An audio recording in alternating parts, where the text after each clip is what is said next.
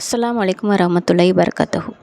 அல்லாஹுடைய திருப்பெயர்கள் 99ல் ஃபஸ்ட்டு 21 பெயர்களை பார்த்துருக்கோம். அதை எல்லாமே ஒன் டைம் மீனிங்கோட சொல்லிருமா டக்குன்னு? வாங்க என் கூட சேர்ந்து நீங்களும் இன்ஷா அல்லாஹ் சொல்லுங்கள். பிஸ்மில்லாஹ் ரஹ்மான் ரஹீம்.